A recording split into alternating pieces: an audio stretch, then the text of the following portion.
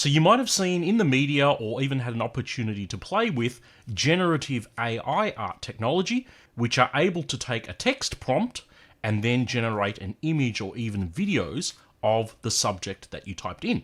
And these very impressive generative AI system uses a technique called diffusion, which we are going to cover now.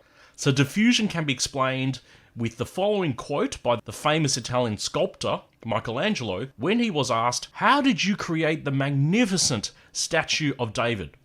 He said, "Well, I created a vision of David in my mind and simply carved away everything that was not David." So that may not be super helpful to beginning artists, but it does provide an interesting comparison to how generative AI art is created. So let's go into that a little bit further. Just like you, AI needs to practice and train to create good artwork. And we've seen that in the previous lessons where you needed to train classifiers with labeled samples. In order for generative AI art to work, we train it by providing it with thousands and thousands of images that we would like our system to be able to draw or to paint or to recreate.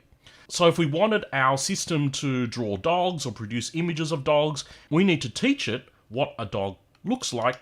And the way we do that is by giving it tons of images. But we also need to pair the images up with a prompt. That is a piece of text that describes the image. And so in this case, let's say each of those images of dogs are accompanied with a prompt that is just the word dog. So that's kind of like the label in our training samples for image classifiers.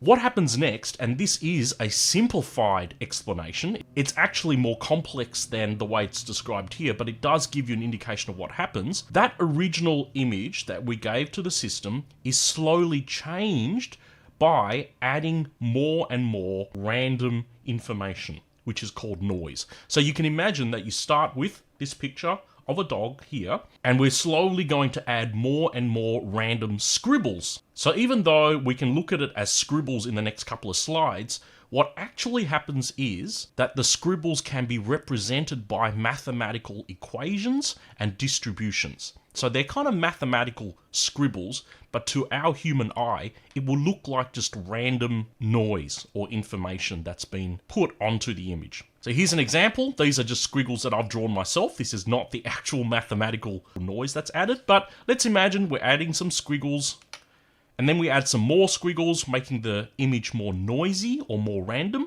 You can see here that the original picture of the dog is beginning to get less and less recognizable. And then we add some more, and then we add some more, and some more. And then what happens is we basically reach a stage where we've added so much noise or random squiggles to the image that it looks totally like a mess of squiggles. So this process where we start with an image and a prompt and we add more and more noise to it is called the forward diffusion process. Here's a diagram that illustrates that. We start with a prompt and an image. We then add some noise to the image and add some more noise over and over again until we end up with something that looks like a pretty random squiggly image at the end. And to quickly take it back to Michelangelo's analogy at the beginning, we start with a picture of the dog, we add more noise until we get to a random image. That's kind of like starting with a statue and adding bits of marble to it until it turns back into a block of marble. It's kind of opposite to what Michelangelo is saying, where we start with a statue and then we end up with a block of marble. So the forward diffusion process forms the training part of the generative art AI system. Here's another example of another dog, and we go through a similar process. We add noise, more noise, more noise, more noise, more noise, and then we end up with another seemingly random image at the end. And that's another example of the forward diffusion process. So you might wonder, okay, what was the point of all that? Well, what we end up doing is we repeat this over and over again with many, many different images of dogs and the prompts. And so we end up with lots of seemingly random images that are related to the prompt of the dog. But the important thing that goes with this is that the system is also keeping track behind the scenes of the types of noise that we're adding to the image. So remember, the noise can be mathematically represented. So the system is learning the mathematical process of adding squiggles to the image to produce a random squiggle at the end. And the way it's useful is when we start to think about how a new image of a dog is generated.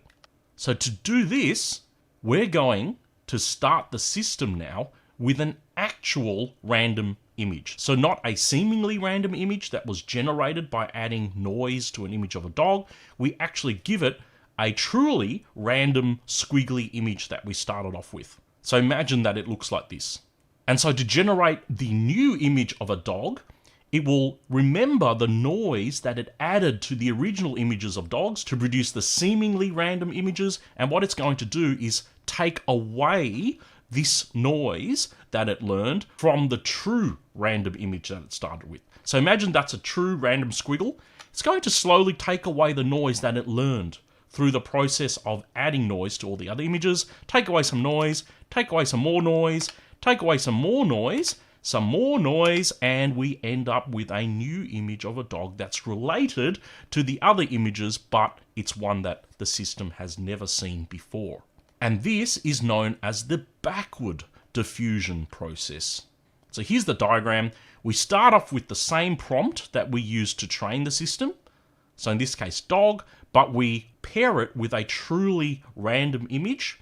And then we subtract the noise that we learned during the forward diffusion process. And then we're able to generate a new image that is related to the prompt.